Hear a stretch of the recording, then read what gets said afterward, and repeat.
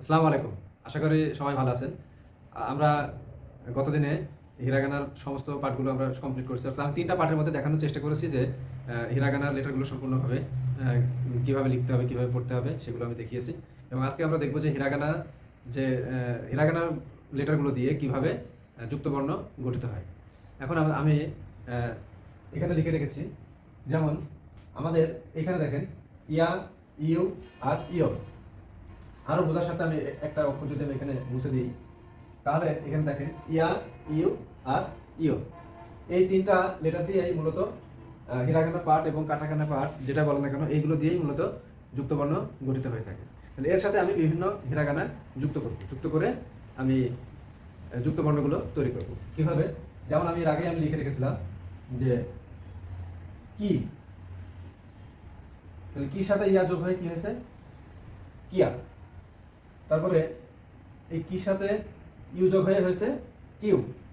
আবার যদি এখানে ইউর সাথে আমরা যদি কি যোগ করি তাহলে কি হয়ে যাবে?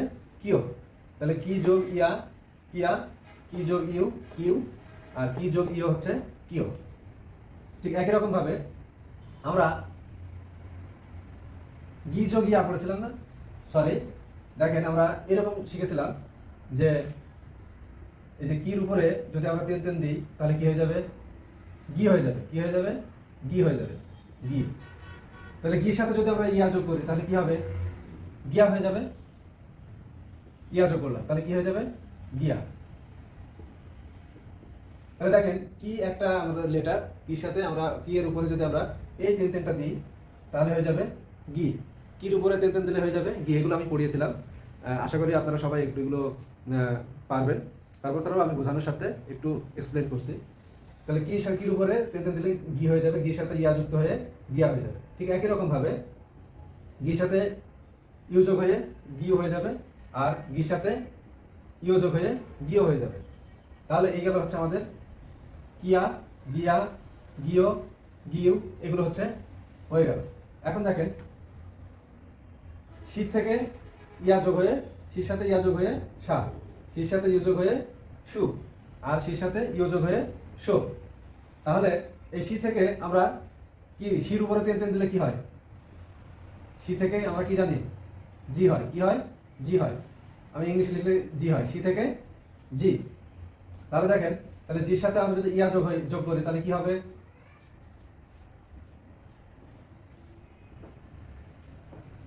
জি যোগ ইয়া, যা।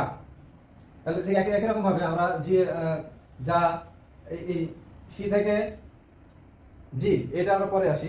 আগে আমরা শিখি হচ্ছে শি থেকে ইয়া, সা, শি থেকে ইউ, সু, শি থেকে ইউ, শো। তারপরে শির উপরে তারপরে জি, জু। দেখেন আমরা এরকম করেছিলাম যে যা, জি, জু, জে, জো। এখন আমরা কিন্তু সব অক্ষরগুলো দিচ্ছি না, অর্থাৎ সব লেটারগুলো দিচ্ছি না, আমরা শুধু শিখে নিয়ে কাজ করছি। তাহলে শির উপরে যখন আমরা তেন তেন দিলাম তাহলে কি হয়ে গেল? জি হয়ে গেল। তাহলে জি যোগ ইয়া হচ্ছে কি হয়ে যাবে? যা। আর জি যোগ ইউ হয়ে যাবে জু। কারণ দেখেন এখানে যখন আমরা তেন তেন দিচ্ছি তখন কি হয়ে যাচ্ছে? জি যোগ ইউ, জু। আর জি যোগ ইও কি হয়ে যাবে? জো। তাহলে দেখেন জাপানে আসলে খুব কঠিন কিছু না।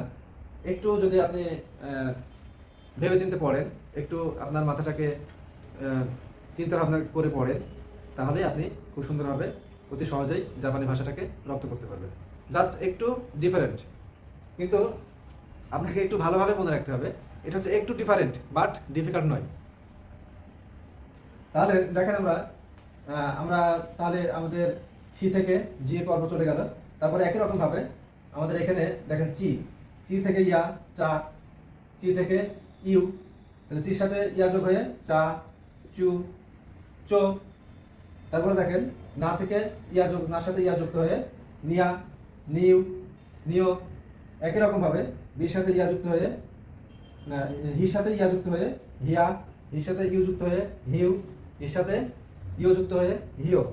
একই রকম ভাবে হির সাথে যদি আমরা হি, আচ্ছা আমরা এটা এই লাইনটা আপনাদের মনে আছে কিনা জানি না।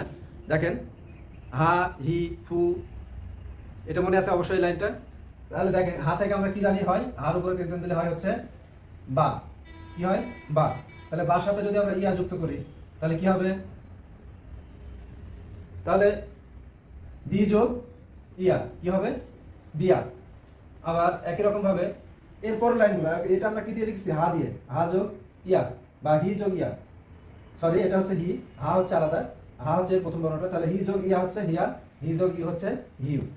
তাহলে দেখেন এটা একই রকম ভাবে বি যোগ ইয়া বিয়া, আর বি যোগ ইউ, বি যোগ ইউ হচ্ছে কি বিউ, আর বি যোগ ইও হচ্ছে বিও। তাহলে তাহলে হা থেকে বা গেল, আরেকটা কি আছে পা। এইগুলোর উপরে এই তিনটা মুছে দিলে হয়ে যাবে কি পা, পা। তাহলে পি যোগ ইয়া, তাহলে পার বা হা থেকে কি হয় বা, আর বা থেকে পা। তাহলে বি থেকে, ভি থেকে বি, আর বি থেকে পি। তাহলে দেখেন বি এর উপরে আমরা তিন দিলে হয়ে গেল পি। তাহলে পি যোগ ইয়া কি হয়ে যাবে পিয়া, আর পি যোগ ইউ কি হয়ে যাবে পিউ, পি যোগ ইউ পিও। তাহলে আমরা জাপানির আমরা হিরাগানা লেটারগুলো দিয়ে কিভাবে যুক্ত বর্ণ গঠন করতে হয় সেগুলো আমরা শিখলাম। এগুলো আমরা আশা করি সবাই রপ্ত করতে পারবো। তো সবাই আমার চ্যানেলটিকে সাবস্ক্রাইব করতে ভুলবেন না। যারা আমার চ্যানেলে নতুন তারা অবশ্যই সাবস্ক্রাইব করবেন, এবং আমার নিয়মিত আপডেট পেতে আমার চ্যানেলটিকে সাবস্ক্রাইব করে আমার সাথে থাকুন। সবাইকে ধন্যবাদ। আসসালামু আলাইকুম।